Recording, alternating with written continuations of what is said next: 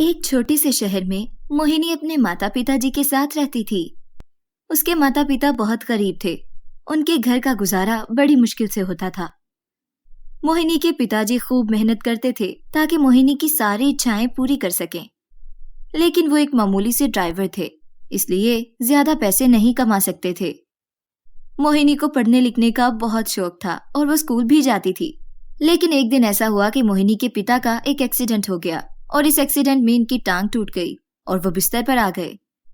उनके एक्सीडेंट के बाद मोहिनी के घर के हालात बहुत खराब हो गए, क्योंकि उसके पिताजी के अलावा और कोई कमाने वाला नहीं था।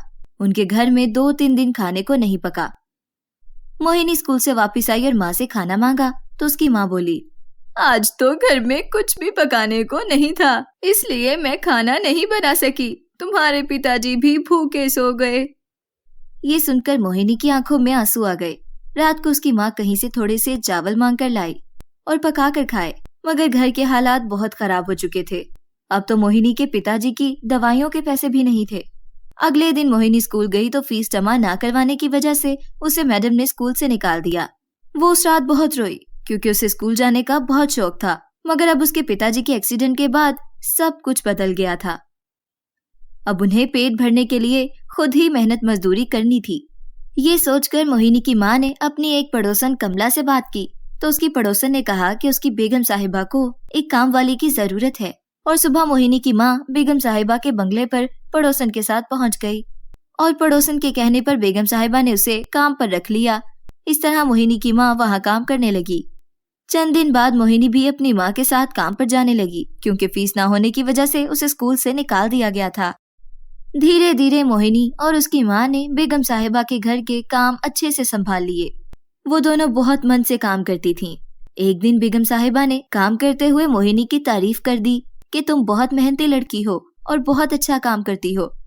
ये सुनकर मोहिनी और इसकी माँ बहुत खुश हुई, मगर पड़ोसन कमला ये सुनकर जल भुन गई, क्योंकि आज तक बेगम साहिबा ने उसके काम की तारीफ ना की थी। वो तो इतने अरसे से वहाँ काम कर रही थी, मगर आज तक उसकी तारीफ नहीं हुई थी। एक दिन मोहिनी की माँ बीमार पड़ गई तो उसने कमला को कह दिया कि वो आज काम पर नहीं आ सकती, इसलिए कमला अकेले ही काम पर चली गई। मगर जब मोहिनी को पता चला तो उसने कहा, आज मैं अकेले ही काम पर चली जाती हूँ, माँ तुम आराम करो। लेकिन मोहिनी जब बंगले पर पहुंची तो ये देखकर हैरान रह गई कि कमला और उसकी बेटी बेगम साहिबा के बेडरूम से बहुत सारा मेकअप का कीमती सामान चुरा कर एक थैले में भर रही थी। मोहिनी को उनकी ये हरकत बहुत ही बुरी लगी, क्योंकि चोरी करना तो पाप है।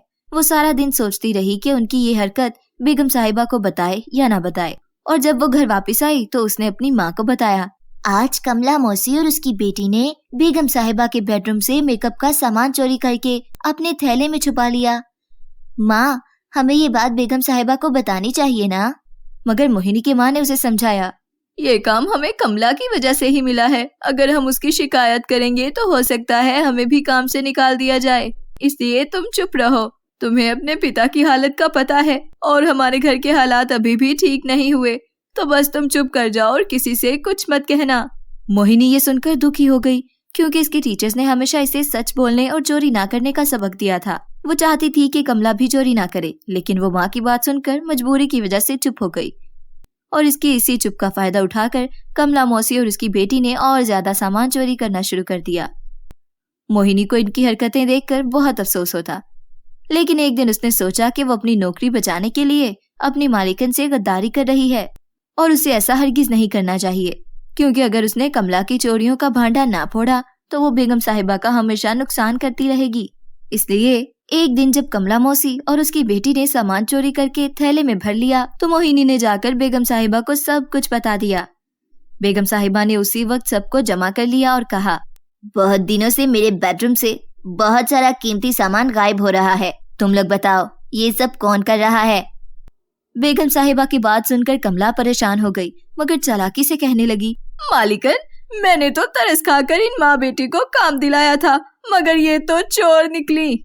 मगर बेगम साहिबा ने कहा, चोर मोहिनी और इसकी माँ नहीं, बल्कि तुम और तुम्हारी बेटी हो, क्योंकि तुम्हारे थैले में सारा सामान मैंने देख लिया है। उसके बाद बेगम साहिबा ने कमला को काम से निकाल दिया और मोहिनी को इनाम दिया, जिसने अपनी मालिकन को नुकसान से बचा लिया। सच कहते हैं, जीत हमेशा सच की होती है।